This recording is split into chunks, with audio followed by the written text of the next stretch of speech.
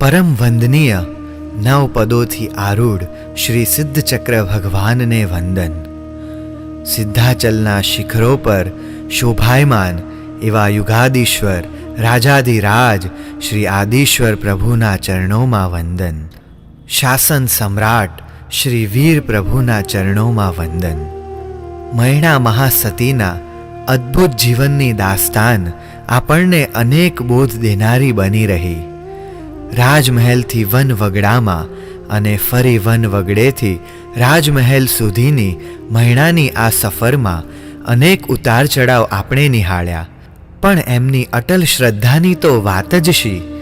કર્મ અને શ્રદ્ધાની હરીફાઈમાં હંમેશા શ્રદ્ધા જ જીતે છે. આવું આપણને લગભગ અનેક વાર જાણવા મળ્યું, પણ કર્મના ઉદય વખતે આવી સ્થિરતા અને શ્રદ્ધાનો સમન્વય કંઈક વિશિષ્ટ જ છે.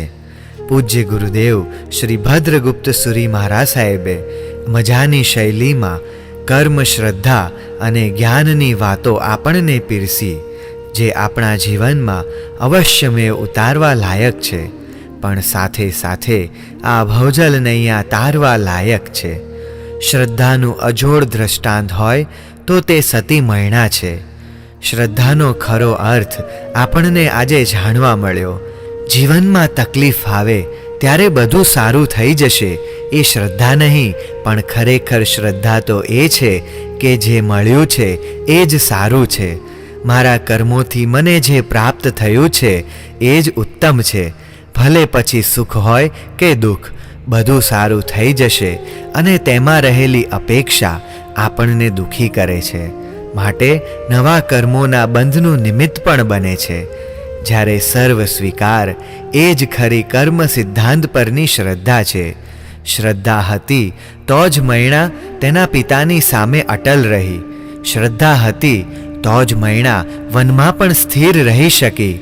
શ્રદ્ધા હતી તો જ મૈણા સુખ ભોગમાં છકી ન ગઈ, અને શ્રદ્ધા હતી તો જ મૈણા નારદજીની વાતોનો સ્વીકાર કરી શકી.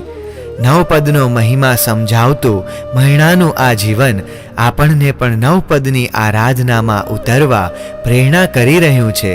માટે આપણે સૌ પણ નવપદજીની આરાધના કરી શ્રી સિદ્ધચક્ર ભગવાનની સાધના કરી મૈણાની જેમ શ્રદ્ધા દ્રઢ કરી શિવસુખગામી બનીએ, એ જ પરમાત્માને પ્રાર્થના.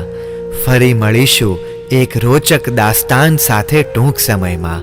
જિનાજ્ઞા વિરુદ્ધ કંઈ પણ બોલાયું હોય તો ટીમ મોટિવેશનલ પંથ તરફથી અંતરથી મિચ્છામિ દુક્કડમ.